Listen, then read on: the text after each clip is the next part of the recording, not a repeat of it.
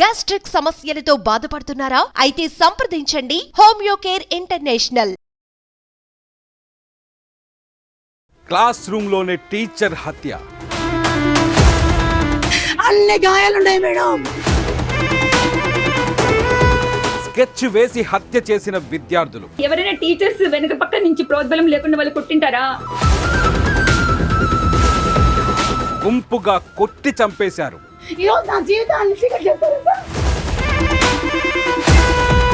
పిల్లలా వీళ్ళు హంతకుల?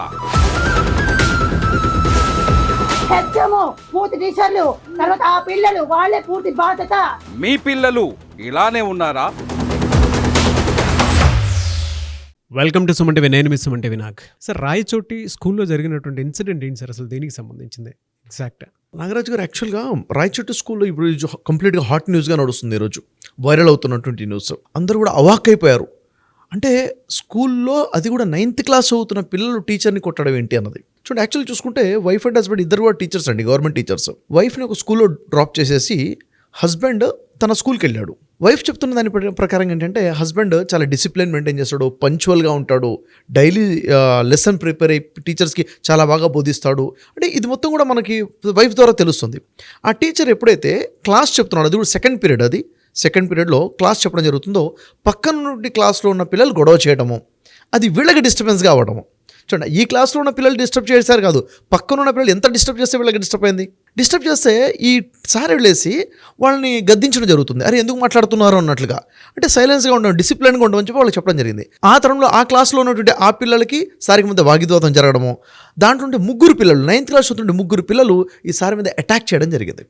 అంటే వాళ్ళు చేతులతో గుద్దేసి శరీరం మొత్తం కూడాను ఎలా గుద్దారంటే శరీరం కందిపోయింది, ఎక్కడ చూసినా కానీ బ్లాక్ మార్క్స్ వచ్చేసాయి. వాళ్ళ వైఫ్ చెప్తున్న విషయం ఏంటంటే, మాకు ముందు హార్ట్ అటాక్ వల్ల చనిపోయారు అని చెప్తే నేను నమ్మేశాను, కానీ ఎప్పుడైతే షర్ట్ ఓపెన్ చేసి చూసిన తర్వాత శరీరం మొత్తం కూడా బ్లాక్ మార్క్స్ వచ్చేసాయి.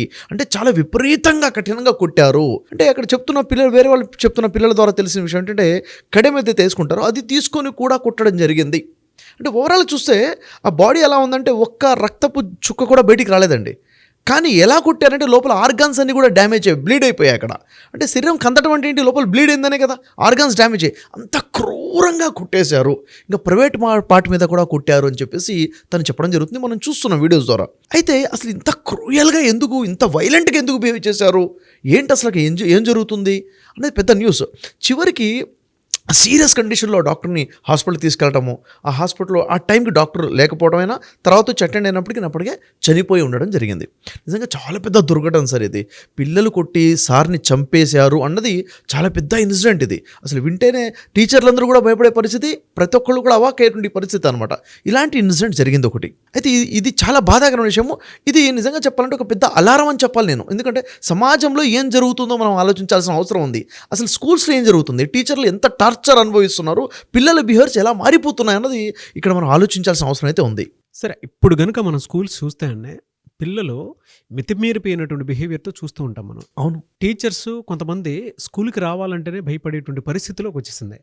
అంటే జరిగినటువంటి ఇన్సిడెంట్స్ ప్రకారం కనుక మనం చూస్తే, అవును, చాలామంది టీచర్స్ అయితే పిల్లలు చెప్పిందే నమ్మి చాలా దారుణంగా టీచర్స్ని కొట్టినటువంటి సందర్భాలు కోకొల్లలు చూస్తున్నాం. కానీ మీ పిల్లలు చేసేటువంటి తప్పు ఏ విధంగా ఉంటుందో ఈ వీడియోలో షఫీ గారు చెప్తారు మీకు. అంటే తెలియకుండానే పిల్లలు క్లాస్ రూమ్లో చేసేటువంటి కొన్ని తప్పులు, అందరినీ అనట్లేదు, కొన్ని తప్పులు ఏ విధంగా చేస్తారు సార్? జనరల్గా క్లాస్ రూమ్లో చదువుకోవడానికి వచ్చేటువంటి పిల్లల గురించి పక్కన పెట్టేస్తే జనరల్గా స్టూడెంట్స్ ఏ విధంగా బిహేవ్ చేస్తున్నారు సార్? అంటే ఇప్పుడు ఉండేటువంటి జనరేషన్ పిల్లలు ఎన్ని రకాల కారణాలతోటి ఒక టీచర్ని హింసిస్తున్నారు అని అంటే, మీరు చూసినటువంటి తరగతి గది, ఇప్పుడు కొంతమంది అబ్జర్వ్ చేసినటువంటి తరగతి గది ఏ విధంగా ఉందంటారు అసలు? నాగరాజు గారు, నేను కూడా చాలా స్కూల్స్కి వెళ్తుంటాను, కాలేజెస్కి వెళ్తుంటాను. అసలు కంప్లీట్గా సీన్ మారిపోయింది సార్. మనం చదువుకునే రోజుల్లో చూసుకున్నట్టయితే అప్పుడు అసలు టీచర్ అంటే, గురువు అంటే ఎంత రెస్పెక్ట్గా ఉండేది, ఒక భయం ఉండేది మనకి. ఇప్పటికి కూడా నా టీచర్స్ నేను గుర్తు చేసుకుంటే ఆ రెస్పెక్ట్, వారు ఇప్పుడు కనబడి వెంటనే చేతులు కట్టేసుకుంటాం అక్కడ కనిపిస్తే. ఇప్పటికి కూడాను ఆ రెస్పెక్ట్ ఉంది. యాక్చువల్గా ఈరోజు నేనున్నానన్నా, మీరున్నారన్నా, ఒక డాక్టర్ అయినా, ఇంజనీర్ అయినా, దేశ ప్రధాని అయినా కానీ ఎక్కడి నుంచి వచ్చారంటే ఒక టీచర్ ప్రిపేర్ చేస్తేనే కదా, అక్కడి నుంచే నిర్మించబడ్డాం మనము. కానీ అంత రెస్పెక్ట్ఫుల్గా ఉన్నటువంటి ఆ పొజిషను, ఆ గురువు ఈరోజు ఆ రెస్పెక్ట్ లేదండి. నిజంగా చెప్పాలంటే ఒక హేళనకి గురైపోతున్నారా అనిపిస్తుంటుంది. నిజంగా టార్చర్కి గురవుతున్నారు టీచర్లు అనేది వాస్తవము. చాలామంది స్కూల్కి వెళ్ళలేక స్కూల్ మానేసే వాళ్ళు కూడా ఉన్నారు. అవునా, నిజంగానే ఇలా ఉందంటే నిజంగానే ఉంది. టీచర్స్ అంటే పిల్లలందరూ ఒకలాగా కాకపోయినా కానీ ప్రతి క్లాస్ రూమ్లో ఒకడో ఇద్దరో ముగ్గురో కొంతమంది ఉంటారు టీచర్స్ని హింసించే వాళ్ళు ఉంటారు. చాలా రకాలుగా ఉంటాయండి, మనం చెప్పుకుంటూ వెళ్తే చాలా ఉన్నాయి. మీకు కొన్ని ఒక 10 పాయింట్స్ అనేది మీకు చెప్పే ప్రయత్నం చేస్తాను. ఎలా హింసిస్తారు అన్నది, టీచర్లు ఎంత బాధపడుతున్నారు, వాళ్ళ పెయిన్ ఏంటన్నది. ఎందుకంటే వాళ్ళ పెయిన్ వాళ్ళు వచ్చి బయటికి చెప్పుకోరు. నిజంగా నేను స్కూల్స్ని చాలా దగ్గరగా చూస్తాను, పిల్లల్ని దగ్గరగా చూస్తున్నాను కాబట్టి కొన్ని పాయింట్స్ చెప్తాను. ఇవి గమనించి పేరెంట్స్ కూడా వాళ్ళ పిల్లల్ని సరి చేసుకోవాలి. యాక్చువల్గా ఈ వీడియో చూడటం వల్ల నాకు తెలిసి ఒక మార్పు వస్తుంది అన్న నమ్మకం అయితే నాకు ఉంది.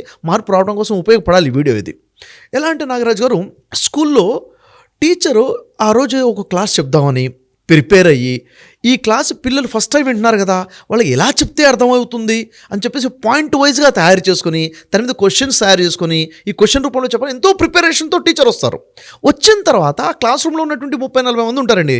దాంట్లో ఒకరికి చెప్పగానే అర్థమవుతుంది, ఒకరికి కొంచెం కష్టంగా అర్థమవుతుంది. అందరికీ అర్థం అవ్వాలన్న ఉద్దేశంతో ఎంతో ఇన్వాల్వ్మెంట్తో ఎక్స్ప్లెయిన్ చేయడం మొదలుపెట్టి బోర్డు మీద ఏదైనా రాసే ప్రయత్నం చేస్తుంటే ఆ టైంలో క్లాస్ రూమ్ డిస్టర్బెన్స్ స్టార్ట్ అవుతుంది. వెనక నుంచి సీరియస్నెస్ చూసారా టీచర్ యొక్క సీరియస్నెస్, ఈ కాన్సెప్ట్ వీళ్ళకి అర్థం అవ్వాలి, ఈ పాఠం వీళ్ళకి అర్థం కావాలి అని ఇంత సీరియస్గా ఇన్వాల్వ్ అయిన క్రమంలో ఇటు బోర్డు మీద రాస్తుంటారు, అక్కడ గుసగుసలు మొదలైపోతాయి, విస్పరింగ్ మొదలైపోతుంది, చాటింగ్ మొదలైపోతుంది. అరే ఏం చేసావరా, ఎక్కడున్నారా అని వీడు పక్కడితో మాట్లాడటం, వీడితో మాట్లాడటం. అంటే టీచర్ వినరా, విస్పరింగ్ అర్థం కాదా అనుకుంటారు. టీచర్ వినిపిస్తుంది. వినిపించిన తర్వాత ఆ టీచర్ చెప్పాలనుకుంది చెప్పాలా, డిస్టర్బ్ అయ్యి వెనక్కి తిరిగి చూడాలా, అరే సైలెన్స్ అని వెనక చెప్తున్నారు అని వీళ్ళ చిట్ చాటింగ్ నడుస్తూనే ఉంటుంది.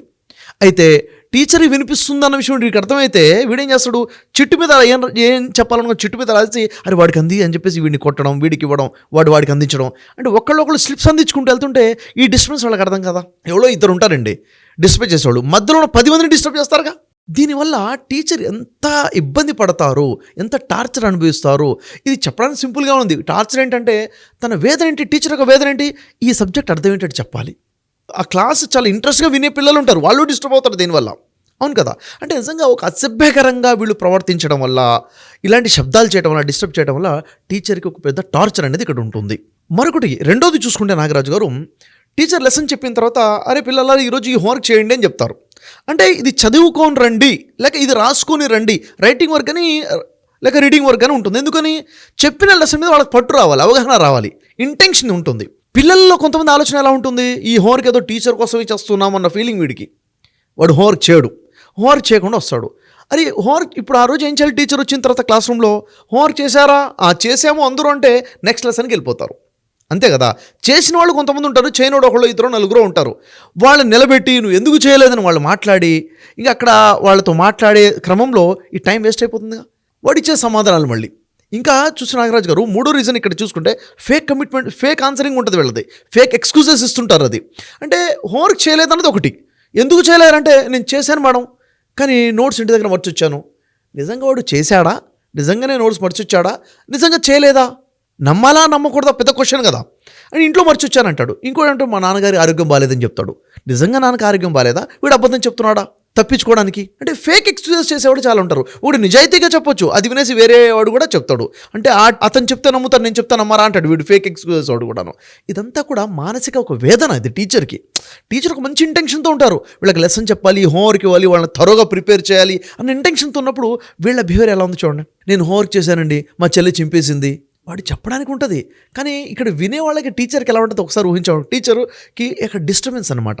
ఇలా మాట్లాడుతున్న నాగరాజు గారు, టీచర్కి ఆ ఫీలింగ్ ఎలా ఉంటుంది చెప్పండి, నరకం అనిపిస్తుంటుంది. ఇక్కడ ఇంటెన్షన్ ఏమో వాడి భవిష్యత్తుని తీర్చిదిద్దామని, వాడేమో జోక్స్ చేసుకుంటూ ఫేక్ ఎక్స్క్యూజెస్ ఇస్తుంటాడు. ఈ పెయిన్ ఎవరికి చెప్పుకోవాలి టీచర్ చెప్పండి. నిజంగా చెప్పాలంటే ఆ పెయిన్ చాలా విపరీతంగా ఉంటుంది. ఇక్కడ మనం 3 విషయాలు చూసాం. ఒకటి క్లాస్ రూమ్ డిస్టర్బ్ చేస్తున్నాడు, వీడు హోంవర్క్ చేయకుండా టైం వేస్ట్ చేస్తున్నాడు, ఏంట్రా అని అడిగితే 3వ రీజన్ ఏంటి, ఫేక్ ఎక్స్క్యూజెస్ చెప్తున్నాడు, నిజం చెప్తున్నాడు, అబద్ధం చెప్తున్నాడు, మనకు అర్థం కాని ఉండే పరిస్థితి. అంటే నిజాయితీ ఉందా లేదా మనకు అర్థం కాదు వాడి దగ్గర. ఇవన్నీ కూడా పెద్ద క్వశ్చన్స్ కదా. ఇంకోటి చూసుకుంటే నాగరాజు గారు, 4th రీజన్గా మనం మాట్లాడుకుంటే రూల్స్ ఉంటాయి, క్లాస్ రూమ్కి రూల్స్ ఉంటాయి కదా, డిసిప్లిన్ అనేది ఒకటి ఉంటుంది. ఫర్ ఎగ్జాంపుల్ చూడండి, ఇప్పుడు మీరు ఇంట్లో ఉన్నప్పుడు ఎలా ఉంటారు, అదే మీరు రిలేటివ్స్ ఇంటికి వెళ్తే ఎలా ఉంటారు, ఒకేలా ఉంటారు కదా. ఇంట్లో ఉండే విధానం వేరు, రిలేటివ్స్ ఇంట్లో ఉండే విధానం. అదే మార్కెట్లో ఉంటే రోడ్డు మీద ఎలా ఉంటాం, అదే సినిమా థియేటర్లోకి వెళ్తే అక్కడ ఎలా ఉంటారు. మరి క్లాస్ రూమ్లో ఎలా ఉండాలని రూల్ ఉంటుంది కదా. క్లాస్ రూమ్లో ఉన్నప్పుడు నువ్వు ఎలాంటి యూనిఫామ్ వేసుకొని రావాలి, ఎలా కూర్చోవాలి, విధానం ఏంటి, నువ్వు భోజనం చేసే లంచ్ ఎప్పుడు, స్నాక్స్ ఎప్పుడు, తినే విధానం, ప్రతిదానికి కూడా రూల్స్ అండ్ రెగ్యులేషన్స్ ఉంటాయి. వాటిని వీడు బ్రేక్ చేస్తూ ఉంటాడు. వాటిని బ్రేక్ చేస్తూ ఉంటాడు. ఇక్కడ చేసే తప్పేమో పిల్లలు, క్వశ్చన్ చేయబడుతుంది టీచర్. ఎందుకు? పైన అథారిటీ ఉంటుంది కదా, హెచ్ఎం ఉంటారు కదా, ప్రిన్సిపల్ ఉంటారు కదా, మీకు తెలియదా, చూసుకోవడం రాదా, డిసిప్లిన్ ఎందుకు లేదు, ఎందుకని సౌండ్ చేస్తున్నారు, మీరేం చేస్తున్నారు అంటే క్వశ్చనింగ్ ఏమో టీచర్లకి. ఇక్కడ బాధ చూడండి, అటు పిల్లలకి గట్టిగా చెప్పలేక, అవునా, ఇటు మేనేజ్మెంట్కి సమాధానం చెప్పుకోలేక వీళ్ళు డిసిప్లిన్ బ్రేక్ చేస్తుంటే, వాడు డిసిప్లిన్ బ్రేక్ చేస్తే వాడికి ఒకటి నష్టం కాదు, మిగిలిన డిసిప్లిన్ మెయింటైన్ చేసే వాళ్ళకి డిస్టర్బ్ అవుతుంది, టైం వేస్ట్ అవుతుంది.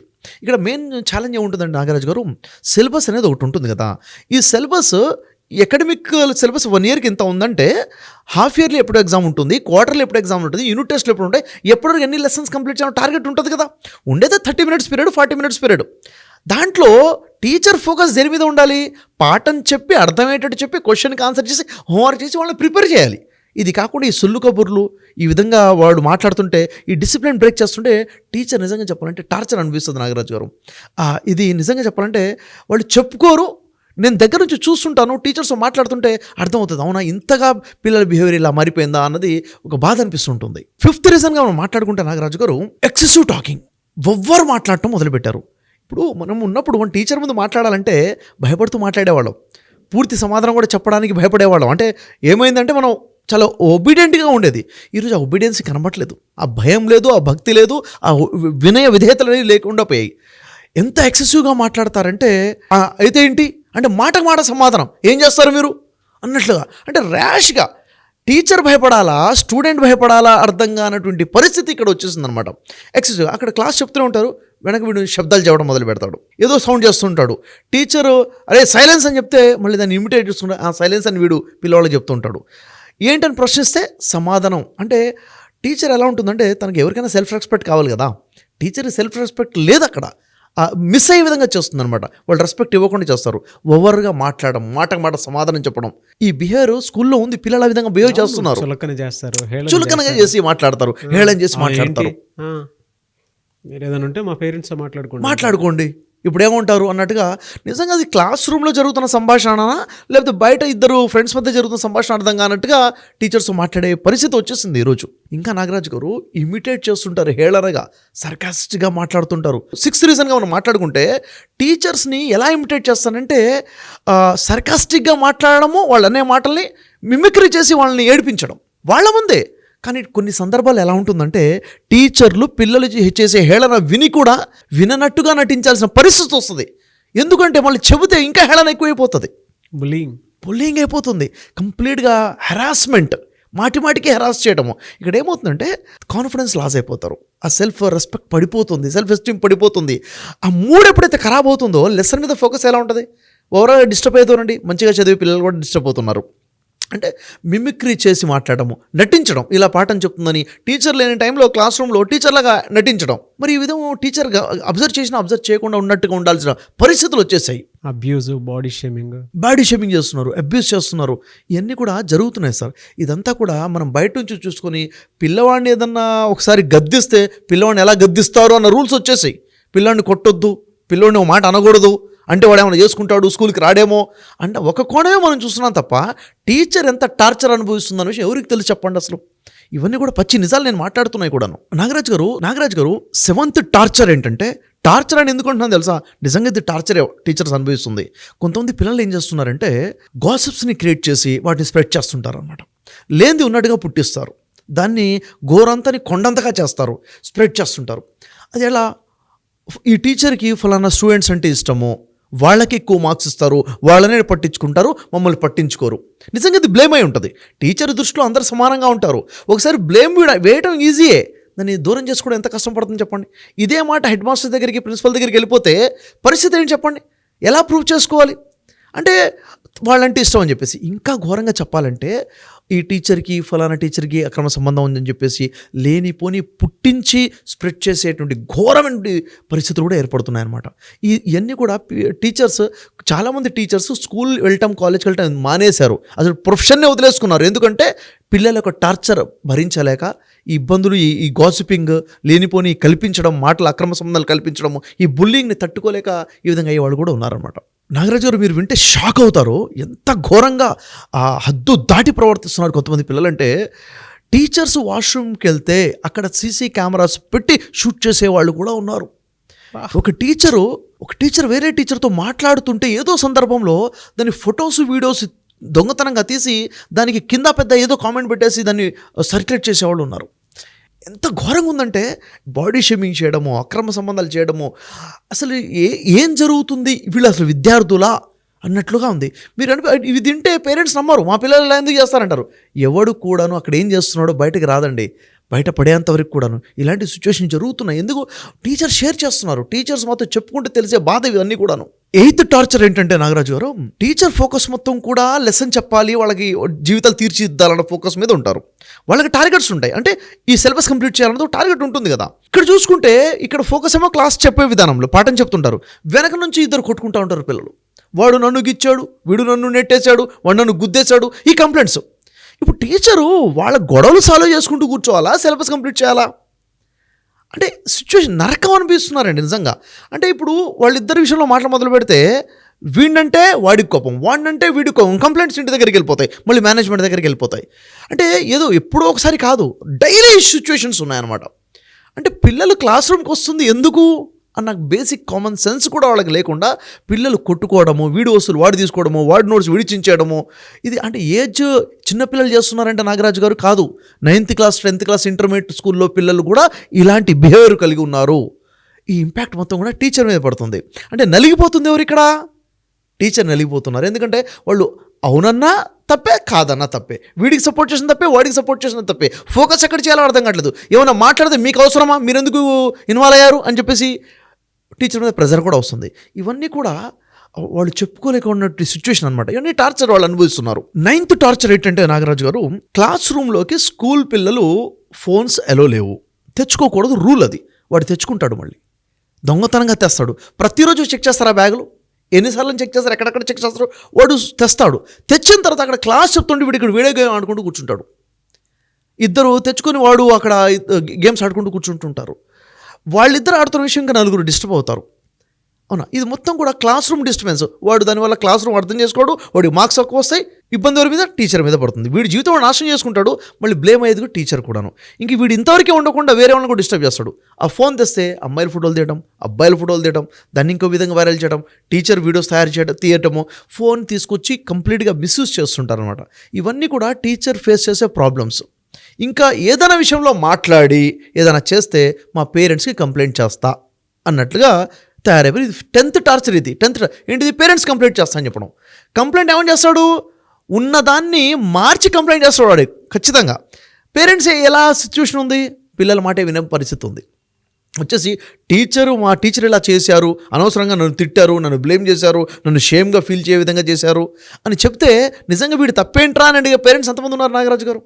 మా అమ్మాయిని ఎలా అంటారు మీరు, మా అమ్మాయి హర్ట్ అయితే ఏమైనా చేసుకుంటే మీరేం చేస్తారు అని చెప్పేసి అక్కడ డైరెక్ట్ టీచర్ అడగకుండా హెచ్ఎం దగ్గరికి వెళ్తే హెచ్ఎం పిలిచి టీచర్ నిలబెట్టి ప్రశ్నిస్తుంటే పిల్లల ముందు ఎంత షేమ్గా ఉంటుందో చెప్పండి. చేసింది తప్పు వీడు, ప్రశ్నించబడుతుంది టీచరు. అంటే ఇప్పుడు నేను చెప్పాలా, చెప్పొద్దా, వీడిని సంస్కరించాలా, సంస్కరించకూడదా, వీడు వెళ్ళి కంప్లైంట్ చేసి ఎప్పుడు ఏమవుతుందన్న బిక్కుమని వాళ్ళు టీచింగ్ ప్రొఫెషన్లో ఉన్నటువంటి పరిస్థితులు ఇలా ఉన్నాయి. ఇలా ఉన్నప్పుడు చెప్పండి ఎంత హార్ట్ఫుల్గా వాళ్ళు వర్క్ చేయగలుగుతారు.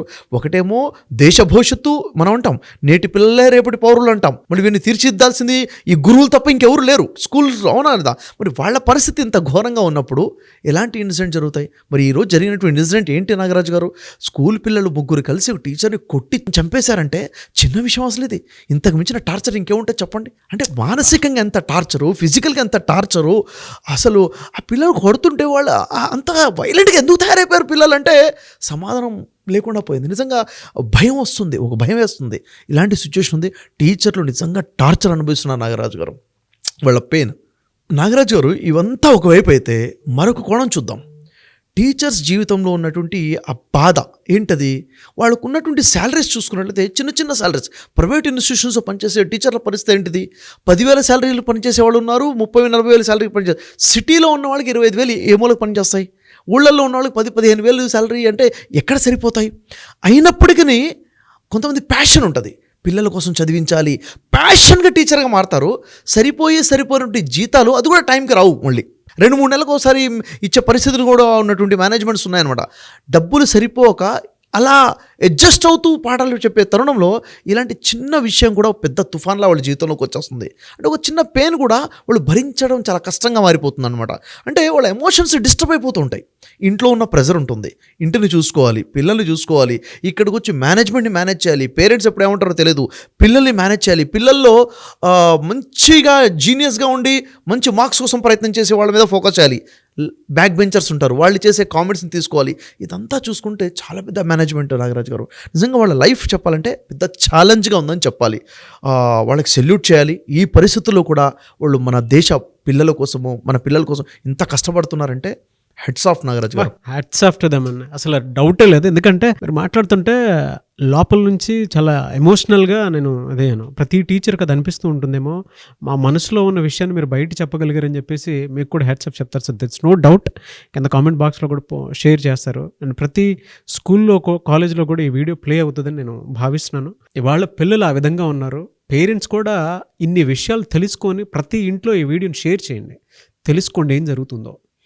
వాళ్ళ పిల్లల మానసిక స్థితి ఏ విధంగా ఉంది అని అంటే, ఒక్కరికి పేషెన్స్ లేదు, చాలా షార్ట్ స్పాన్ ఉంది, 8 seconds 9 seconds అంతే, అంతకంటే ఎక్కువ వెంటనే కూడా ఇంట్రెస్ట్ చూపించినటువంటి పరిస్థితిలో ఉన్నారు. ఎమోషనల్ హెల్త్ అనేది రోజు రోజుకి తగ్గిపోతూ ఉంది. అందుకే షఫీ గారు రెగ్యులర్గా మంత్లీ వన్స్ క్లాసెస్ కండక్ట్ చేస్తూ ఉంటారు పిల్లల కోసం అని చెప్పేసి, ఎమోషనల్ హెల్త్ కోసం ఎలా నడుచుకోవాలి, ఫోకస్డ్గా ఎలా ఉండాలి, కాన్సన్ట్రేషన్ దెబ్బతినకుండా ఎలా ఉండాలి, పేషెన్స్ని ఎలా డెవలప్ చేసుకోవాలి, ఎవరితో ఏ విధంగా ఉండాలి, వాటికి సంబంధించినటువంటి వాటిల్లో కనుక మనం చూస్తే ప్రతి ఒక్కరూ ఒక్కొక్క సక్సెస్ఫుల్ స్టూడెంట్ లాగా ఎదగాలి అని అంటే జనరల్గా కౌన్సిలింగ్స్ అవి ఇస్తూ ఉంటారు. అయితే ఎమోషనల్ హెల్త్ కోసం అని చెప్పి పిల్లల కోసమే 28న ఆయన ఒక December 28న ఒక క్లాస్ కండక్ట్ చేయబోతున్నారు. టీచర్స్తో పాటు పిల్లలు కూడా దాన్ని డెఫినెట్గా అటెండ్ అవ్వండి. మీకు తెలుస్తుంది అంటే ఒక్కొక్క ప్రాబ్లమ్ని ఏ విధంగా క్లియర్ చేసుకుంటూ పిల్లల్ని కూడా మంచిగా ఒక్కొక్క మంచి నడవడికతో ఏ విధంగా తీసుకువెళ్ళొచ్చు అనేది కూడా ఆ క్లాసెస్లో మీరు తెలుసుకోవడానికి అవకాశం ఉంటుంది. పేరెంట్స్ కూడా ఈ క్లాస్ని అటెండ్ అవ్వాలని కోరుకుంటున్నాను నేను. బట్ ఈ వీడియోని మాత్రం ప్రతి చోట షేర్ చేయండి. వాళ్ళ ప్రతి టీచర్ లోపల పడేటువంటి మనోవేదన మనోభావం ఇది, అది వాళ్ళకి మాత్రమే తెలుసు. వాళ్ళు పడేటువంటి టార్చర్ ఏ విధంగా ఉంది అనేది. లేదు పర్సనల్గా కౌన్సిలింగ్ తీసుకోవాలి అనుకున్నా కూడా, లేదంటే పిల్లలకి మాట వినట్లేదు ఇలా ఉన్నారు అనుకుని మీకు అనిపిస్తే మాత్రం వాళ్ళ పేరెంట్స్కి సజెస్ట్ చేయండి. వీడియో చూపించిన తర్వాత ఈ వీటిలో ఈ 10 కారణాల టార్చర్లో నేను కూడా అనుభవిస్తున్నాను, కుదిరితే మీ పిల్లల బిహేవియర్ని మార్చడానికి షఫీ గారి దగ్గరికైనా సరే పంపించండి కౌన్సిలింగ్ కోసం, లేదంటే మీరే ఫ్యామిలీతో పాటు కలిసి అప్రోచ్ అయినా పర్లేదు అని అపాయింట్మెంట్ తీసుకున్నా సరే మీరు డెఫినెట్గా అటువంటి సజెషన్స్ కూడా ఇవ్వచ్చు. Anyways hats off to you sir, great thank you contribution to the society ఈ వీడియో తోటి. And hats off to all the teachers. Thank you and thank you so much Shafi గారు. Thank you much.